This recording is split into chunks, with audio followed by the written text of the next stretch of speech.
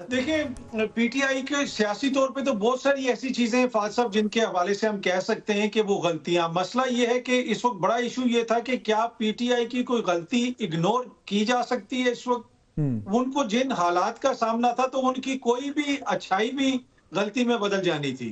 तो वो एक वाज़ेह फैसला नजर आ रहा था, जिस तरह आपने भी फरमाया कि इलेक्शन से पहले जो हालात थे, ना उनको कोई कैंपेन करने दी गई, ना जलसा जुलूस, ना कोई कॉर्नर मीटिंग। तो मेरे ख्याल में एक वाज़ेह फैसला था कि पाकिस्तान तहरीक इंसाफ मुस्तकबिल में पाकिस्तान की सियासत के अंदर कोई किरदार अदा नहीं करेगी, या बड़ा लिमिटेड किरदार अदा उसका किरदार होगा। और इसी वजह से हमने देखा कि ये एक जुबान ज़द-ए-आम था, ये एक जिसे आप कह सकते हैं कि कॉन्सेंसस था मीडिया के ऊपर भी कि तहरीक इंसाफ अगर बहुत बड़ी कोई जंप लगाएगी तो 10-12 सीटें शायद वो ले।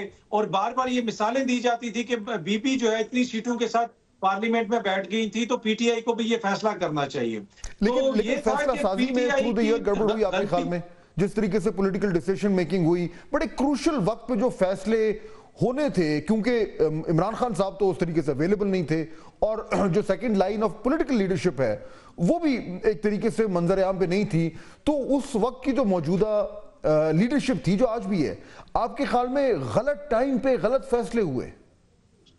जी, कुछ जगहों पे यकीनन हुए। आपको वहां पे इमेच्योरिटी भी नजर आई, आपको जमात के अंदर केओस भी नजर आया। जिस तरह आपने भी फरमाया कि खान साहब जेल में थे, क़यादत बाहर थी, फिर नई क़यादत आ गई, फिर आपको पुरानी और नई क़यादत के दरमियान तनाव भी नजर आया। अभी भी वो एक दूसरे के खिलाफ आप देखते हैं कि कभी कभी तनकीद भी करते हैं। वकला उस वक्त सामने आए जब बहुत सख्तियां हो रही थी। अब उन्होंने बड़ा भरपूर किरदार अदा किया, लेकिन उन पे ये तनकीद होती है कि क्योंकि उनका उतना ज्यादा सियासी तजर्बा नहीं था, तो कुछ फैसले उन्होंने ऐसे किए जिससे हो सकता है कि सियासी तौर पे नुकसान हुआ हो। तो बहुत सारी ऐसी चीजें हैं जो डिबेट तरीके इंसाफ के अंदर भी हम जनरेट होते हुए देखते हैं कि कुछ फैसले ऐसे लेकिन थे उसके साथ जिसमें उनको लगा कि बेहतर तरीके से किया जा सकता। लेकिन आमिर साहब, उसके साथ साथ आपके ख्याल में पीटीआई ने सरप्राइज भी किया है इस्टेब्लिशमेंट को, सरकार को, मैदान में रहते हुए? यानी क्या वाकई में एक कैलकुलेशन ये थी कि उस इलेक्शन के बाद जो कुछ हुआ है, उसके बाद जो पीटीआई का रगड़ा लग रहा था, वो उस जमात के हालात बहुत बुरे होंगे, तो आज जहां पे वो खड़ी है, आखिरी दिन है साल का, आपके ख्याल में पीटीआई ने अपनी रेजिलियंस से सरप्राइज किया है? देखें फाद साहब, दो तीन चीजें हैं। वो कह रहे हैं ना, एक जमाना था इनकी पुठियां भी सीधियां हो रही थी, और अब सीधे भी काम इनके उल्टे हो रहे हैं, क्योंकि लड़ाई ये फौज से लड़ रहे हैं, ये किसी और से नहीं लड़ रहे। और इनका मेरे हिसाब में जो इमरान खान साहब को फैसला करना चाहिए था, और वो ना माना जाता या अमल दरामद ना होता तो कहानी और थी। लेकिन जब पीपल्स पार्टी ने ऑफर की थी ना इन्हें वफाकी हुकूमत लेने की, इन्हें ले लेनी चाहिए थी। ये वैसा ही काम था जैसे दो सूबाई असम्बलियां तोड़ के अपने आप को पीटीआई ने मुश्किल में फंसाया था, और बाद में पछताते रहे कि हाँ उसका मकसद तो ये था, हम तो आइन और कानून में देख रहे थे कि 90 दिन में इलेक्शन होंगे। तो मैं तो बड़े अरसे से ये बात कह रहा हूँ कि पाकिस्तान में तो अंग्रेजी दा दी थे, पंजाबी दा ता। ये वो है जहां लगता है वो लगा, क्योंकि यहाँ आइन कानून की कोई कहानी है नहीं। लेकिन ये इमरान खान के दौर में भी ऐसे ही था दूसरों के लिए। तो वो लूली लंगड़ी हुकूमत होती और इमरान खान साहब वजीर आजम ना होते। असल मसला ये है कि इमरान खान अपनी जात से आगे निकलते तो बात थी ना कि मैं नहीं हूं तो कुछ नहीं हूं, फैसले का इख्तियार देते ना, लोगों को लाते।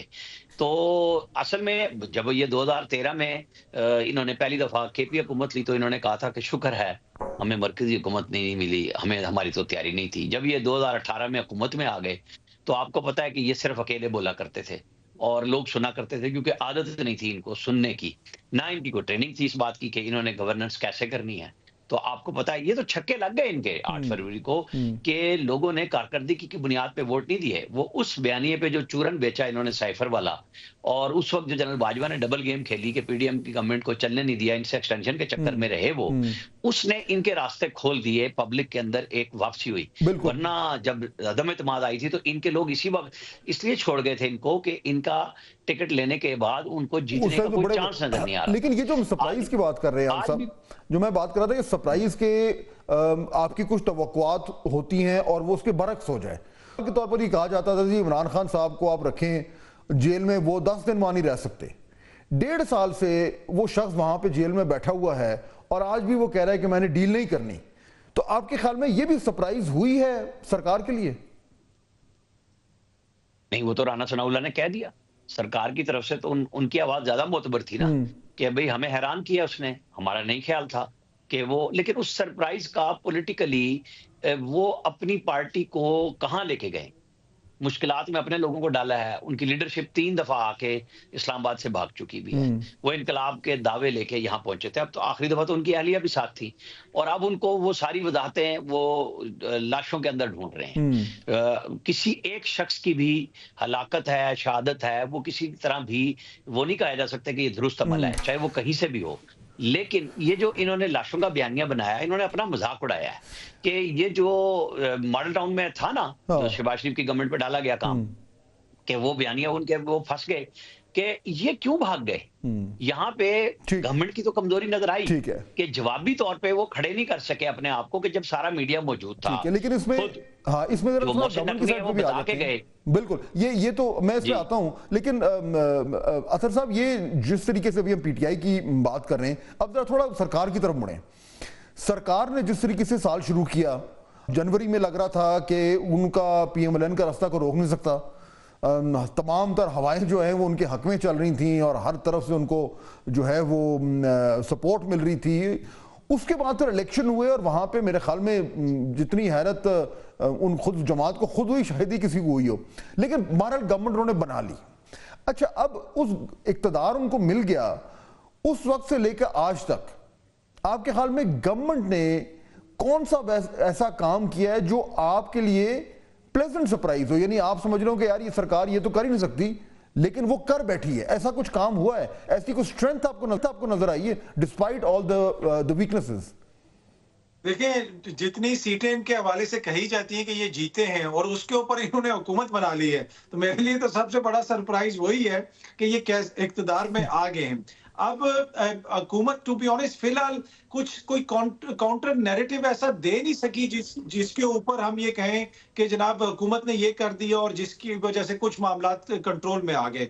معیشت کے حوالے سے وہ دعوے کرتے رہے، بار بار کہتے رہے، پر ابھی تک کوئی چیز بھی ہمیں نظر نہیں آئی. آج ہم نے معاملات شروع کیے تھے کہ کوئی بہت بڑی انویسٹمنٹ آئے گی، اب اڑان پاکستان کے اوپر ہم 2024 ختم کر رہے ہیں، تو ہو سکتا ہے کہ 2025 میں کوئی ایسی چیز ہمیں نظر آئے جس سے ہم یہ کہیں کہ یہ حکومت نے ایسی چیز کی ہے جس سے سٹیبلٹی آئی ہے، سٹیبلٹی آ گئی ہے، میکرو اکنامک انڈیکیٹرز بہتر ہو گئے ہیں.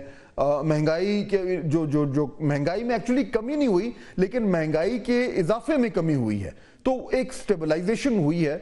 لیکن یہ کہنا کہ جی اکانومی ٹرن راؤنڈ ہو گئی ہے، وہ آئی ایگری وتھ یو، ایسا نہیں ہوا ابھی، it's too early for that. بالکل درست فرمایا آپ نے. وہ اب یہ ساری چیزیں، اور دوسرا حکومت کی کمیونیکیشن بھی مجھے عوام کے ساتھ کوئی اس طریقے سے نظر نہیں آئی. لگتا ہے کہ وہ کہیں نہ کہیں لیگ کرتے ہیں. وہ اگر کوئی کام اچھا بھی کر رہے ہوں تو اس کے اندر بھی وہ کوئی ایسی بات ہو جاتی ہے کہ جس میں وہ کوئی نئی چیز سامنے آ جاتی ہے. تو بہت سارے ایسے معاملات ہیں کہ جہاں پہ حکومت میں بھی میرا نہیں خیال کہ کوئی بھی حکومت ایسی ہوتی ہے جو یہ نہیں چاہتی کہ حالات بہتر ہوں، ملک میں انویسٹمنٹ آئے، ہماری عوام کے ساتھ تعلقات بہتر ہوں، پر فار سم ریزن حکومت ایک پولیٹیکل نیریٹو میں لیگ کر رہی ہے. اور اس کی بنیادی وجہ مجھے جو لگتی ہے، آپ کو پلیزنٹ سرپرائز نظر نہیں آ رہی؟ مجھے کوئی پریزنٹ سرپرائز نظر نہیں آ رہا.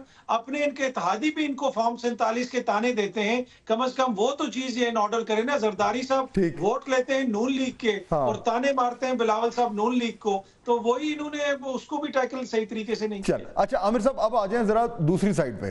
میں یہ جاننا چاہتا ہوں کہ جہاں سے سال شروع ہوا اور جہاں ختم ہو رہا ہے، اس میں کس نے اپنے واقعات اور معاملات کو بہتر کیا اور کون زیادہ کمزور پوزیشن پہ یہ سال ختم کر رہا ہے؟ تو اگر ہم سرکار کا پہلے اگزامپل دیں، جہاں پہ سرکار کھڑی تھی، اور میں اس میں عامر صاحب اسٹیبلشمنٹ کو شامل کر رہا ہوں، جہاں پہ وہ جنوری میں کھڑے تھے اور آج جہاں پہ 31 دسمبر کو یہ سال ختم ہو رہا ہے، اس سال میں آپ کے خیال میں سرکار کی پوزیشن بہتر ہوئی ہے from let's say the 1st of January یا کمزور ہوئی ہے؟ اور میں صرف اقتدار پہ گرفت کی بات نہیں کر رہا، میں بات کر رہا ہوں perception, long term perception, stability, لوگوں کا ان کے حوالے سے جو تاثر ہے، اور آف کورس جو ایک ہارڈ پالیٹکس میں اقتدار کے اوپر گرفت. ان تمام فیکٹرز کو سامنے رکھیں، سرکار از ending the year in a better position یا کمزور ہو کے ختم کر رہی ہے؟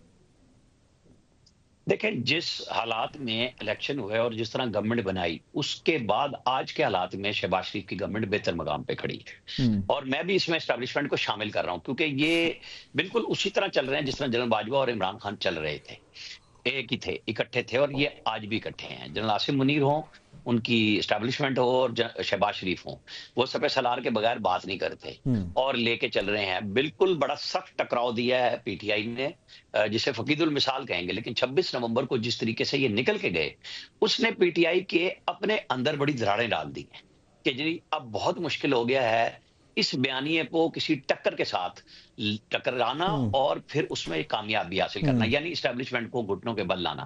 اب ان کی تمام تر امیدیں اس امریکہ سے وابستہ ہیں جس کی بنیاد پہ اس کو جو سنا کے کوسنے دے کے انہوں نے اس کے خلاف بنا کے ایک پروپیگنڈا کر کے اپنی پاپولرٹی حاصل کی تھی۔ اب سارے کا سارا ان کا معاملہ ہے ٹرمپ کے اوتھ کے ساتھ، تو سرکار کی پوزیشن بہتر ہے، ہمارے لیے کچھ بن جائے بات۔ ایک سال میں بہتر میرے حساب کتاب میں وہ اقتصادی طور پہ جو چیزیں آپ نے بھی بتائیں، دیکھیں مہنگائی کا رک جانا، اس کی کمی بڑھوتری میں یہ بڑی کامیابی ہے۔ ایسے حالات میں جب ڈیفالٹ کی سچویشن تھی، آپ نے آئی ایم ایف کا ایک پروجیکٹ بھی لے لیا، $7 ارب کا آپ نے ایک پروگرام لے لیا 3 سال کا، یہ کوئی معمولی بات نہیں ہے۔ ظاہر سختیاں بھی مجھ پہ، عام آدمی پہ، سب پہ آ رہی ہیں اس کے نتیجے میں، لیکن جو اوورآل قدرت نے ان کی مدد کی آئل کے اندر، اس کی قیمتوں میں جو ٹھہراؤ آیا، اور دنیا کے اندر جو یوکرین کی جنگ، خدا نہ خواستہ جو ہم سوچ رہے تھے اسرائیل ایران والی جنگ ہو جاتی تو یہاں تو تباہی ہو جانی تھی، وہ سب رکا ہوا ہے۔ اس کے حالات عالمی سطح، ظاہر سب چیزیں جڑی ہوئی ہیں۔ اب آپ یہ تو نہیں ہے کہ جو لیکن یعنی پاکستان کو آئسولیشن میں دیکھیں گے۔ 2025 جو ہے وہ سرکار ایک بہتر پوزیشن میں اس میں داخل ہو رہی ہے، آپ کا کہنا ہے۔ اطہر صاحب، اگر ہم پاکستان تحریک انصاف کے حوالے سے بات کریں تو جہاں وہ کھڑی تھی، چلے میں اس کا شروع کرتا ہوں کہ الیکشن کا جس دن رزلٹ آیا ہے، اس دن جب یعنی لگ رہا تھا کہ پاکستان تحریک انصاف نے تو کمال کر دیا ہے اور تمام تر جو مشکلات تھیں ان کے باوجود انہوں نے جو ریزلٹس شوئنگ کی ہے اس سے کھلبلی مچ گئی تھی، اس دن سے لے کر جہاں پہ اس دن پاکستان تحریک انصاف کھڑی تھی، وہاں سے لے کر آج آپ کے خیال میں اس سے بہتر ہوئی ہے اس کی پوزیشن مجموعی طور پر، یا کچھ قدرے کمزور ہو کر اب وہ اگلے سال میں داخل ہو رہی ہے؟ دیکھیں مجھے لگتا ہے کہ کافی زیادہ بہتر ہوئی ہے۔ ریزن بینگ کہ ایک تو الیکشن سے پہلے کہا گیا تھا کہ ریڈ لائن ہے، ان کو کسی صورت میں بھی سسٹم کے اندر واپس نہیں آنے دیا جائے گا۔ ایک صوبے میں انہوں نے حکومت بھی بنا لی، وہ وہاں پہ حکومت بھی انجوائے کر رہے ہیں، ایٹ دا سیم ٹائم وہ اپوزیشن بھی کر رہے ہیں، ان سے کارکردگی کا بھی کوئی نہیں پوچھ رہا کہ بھائی اپنے صوبے میں آپ کی کیا کارکردگی ہے، ان کی ساری توجہ ہوتی ہے کہ ہم نے اسلام آباد آنا ہے۔ دوسری بات یہ ہے کہ وہ کہا گیا کہ عمران خان کے اوپر ہمیشہ کے لیے ایک طرح سے کراس لگا دیا گیا، اب ان کا کوئی نہ بات چیت ہوگی، کوئی مسائل حل نہیں ہوں گے، اسی طرح چیزیں چلتی رہیں گی۔ لیکن آج جب ہم 2025 میں جا رہے ہیں تو حکومت اور تحریک انصاف ایک ٹیبل کے اوپر بیٹھی بھی ہے، اور 2025 سے 2 دن پہلے عمران خان نے ٹویٹر کے اوپر جو پیغام دیا وہ ایگزیکٹلی وہی پیغام ہے، اسی قسم کے الزامات ہیں جو وہ اس وقت بھی لگا رہے تھے۔ تو ان کی پوزیشن میں تو آپ کو کہیں پہ تبدیلی نظر نہیں آئی، لیکن لگتا یہ ہے کہ حالات کا جبر ایسا ہے کہ حکومت کو ان کے ساتھ اب بیٹھنا پڑ رہا ہے۔